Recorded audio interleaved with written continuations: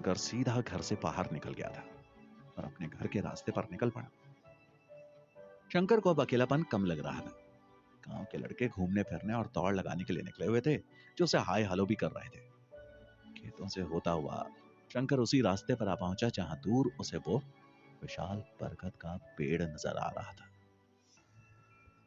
वो नहीं चाहता था कि वो उस तरफ नजर उठाकर भी देखे और सीधा निकल जाना चाहता था। मैं उस तरफ नहीं देखूंगा।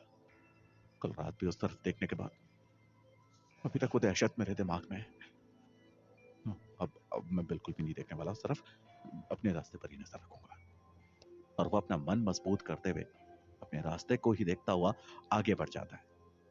और तभी एक हवा की सरसराहट उसे अपने बदन के आसपास से गुजरती महसूस होती है। शंकर को एकदम से ऐसा लगा जैसे हवा ने अपने हाथों से उसे छुआ। शंकर, ये क्या था? और ना चाहते हुए भी उसका ध्यान उसी विशाल बरगद के पेड़ की तरफ चला जाता है और उसे वो विशाल पेड़ उसी रात के अंधकार में घिरा हुआ महसूस होने लगता है। आकाश में गहन अंधकार सितारों को दिखा रहा था और उसके ऊपर दूर चांद चमक रहा था। पेड़ की विशाल काया अब ऐसी लग रही थी जैसे वहां कोई लड़की बैठी हो और उसके खुले बाल हवा में झूल रहे हो। ये क्या देख रहा हूं मैं? मुझे तो कुछ समझ में नहीं आ रहा। और वो अपनी दोनों आंखों को मलता है कि कहीं वो अभी तक नींद में तो नहीं है। नहीं भाई, मैं तो वास्तविकता में हूं। तो ये मैं क्या देख रहा हूं? और वो अपनी आंखों को फैलाकर उस तरफ देखने लगता है, पर उसे वहां वैसा ही दृश्य दिखाई दे रहा था। बरगद का पेड़ एक विशाल लड़की के रूप में बैठा जैसे आंसू बहा रहा था। डर और दहशत से शंकर फिर घबराने लगा। एक तरफ को भागने के लिए उसके कदम उठ रहे थे और तभी उस पगडंडी में आता एक साइकिल सवार एकदम से उससे अटक रहा है। शंकर एक तरफ खेत में जा गिरता है और साइकिल सवार दूसरी तरफ। शंकर तेजी से खड़ा होता हुआ हड़बड़ाते हुए उस साइकिल सवार की तरफ देखता है और उसे उठाता है। अरे मुरली ताऊ, ठीक तो हो ना आप? आपने तो सीधी साइकिल मुझ पर ही मार डाली। अरे जब चलानी नहीं आती तो चला क्यों रहे हो? मुरली, अबे मैं तो ठीक ढंग से चला रहा था, तो ही पता नहीं कैसे अंधों की तरह सीधा साइकिल के ऊपर ही चढ़ाया। दूर से तो मैंने देखा तू यहाँ आराम से खड़ा था, फिर एकदम से तुझे क्या करंट लग गया जो एकदम से भाग पड़ा? शंकर उसकी बात सुनकर फिर से उसे जैसे कुछ याद आ गया और वो फिर से उसी बरगद के पेड़ की तरफ देखता है, पर उस वक्त वहां चहचहाते पक्षी ही उड़ते नजर आ रहे थे।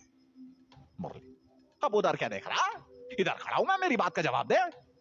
शंकर मुस्कुराते हुए, कुछ नहीं मुरली ताऊ, रात भर पढ़ाई करके नींद आ रही थी, बस जल्दी घर पहुंचने के चक्कर में टकरा गया। अच्छा मैं चलता हूँ, फिर मुलाकात होगी। ठीक है ठीक है, पता नहीं कैसी पढ़ाई करते हैं लड़के रात भर। और फिर वो साइकिल लेकर आगे निकल जाता है। शंकर भी अब अपने रास्ते पर आगे बढ़ गया था। दूसरी तरफ तांत्रिक विशंभर और उसके शिष्य कामरा ने मिलकर एक तंबू शमशान घाट से बाहर एक किनारे पर लगा लिया था। तांत्रिक विशंभर, अब यहाँ पर हवन कुंड का निर्माण कर हम दोपहर में धूनी रमाएंगे। कामरा, ठीक है गुरुदेव, मैं अभी व्यवस्था कर देता हूँ। और वो अपने उस तंबू के बाहर एक तरफ हवन कुंड का निर्माण शुरू कर देता है। गांव के लोगों की नजर भी अब इन दोनों पर पड़ गई थी और देखते ही देखते इसकी जानकारी गांव के कुछ चुनिंदा लोगों के पास भी पहुंच रही थी। उसी में से एक थे सरपंच गोवर्धन चौधरी, जिसका परिवार ही इस गांव पर राज करता था और हमेशा ही इन्हीं के परिवार से ही सरपंच चुना जाता था। और उसका कारण था इनके परिवार का चुनाव में जीत जाना। सरपंच गोवर्धन चौधरी, क्या कह रहे हो? क्या तुम अपनी आंख से देख कर आ रहे हो?